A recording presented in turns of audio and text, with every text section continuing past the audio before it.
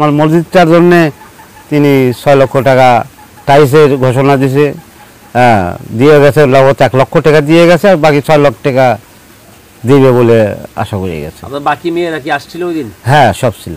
মেয়ের সাথে মেয়েরা কি বলে?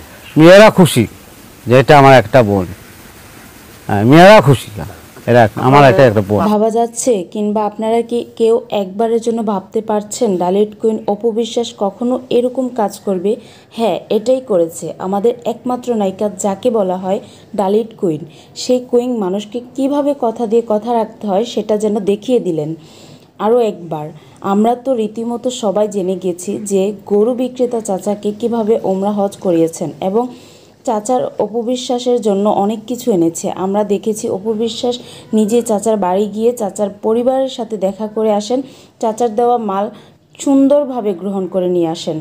একজন হিন্দু ধর্মের মানুষ হয়ে এতটুকু যে করেছে কেউ ভাবতে পারেনি।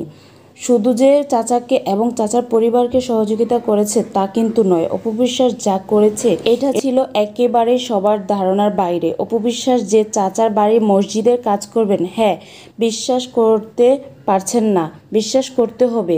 অপু বিশ্বাস কিন্তু রীতিমতো 1 লক্ষ টাকা নগদ দিয়ে আসছে, আরও 6 লক্ষ টাকা দিবে মসজিদটি টাইলস করার জন্য। আমরা চাই অপু বিশ্বাস এগিয়ে যাক ঠিক এভাবেই।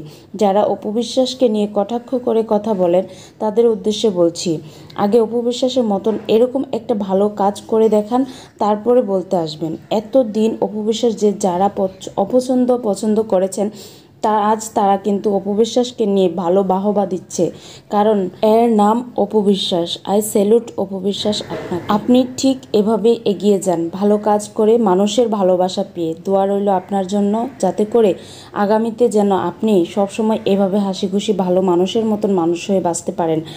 কারণ আশা রাখবো আপনার এরপর থেকে যেন আপনাকে নিয়ে কখনো কোনোভাবে কেউ বাজে কথা বলতে না পারে। আজ এই পর্যন্তই। ভালো থাকবেন, সুস্থ থাকবেন। খুব শীঘ্রই দেখা হচ্ছে নতুন একটি ভিডিওতে। আল্লাহ হাফেজ।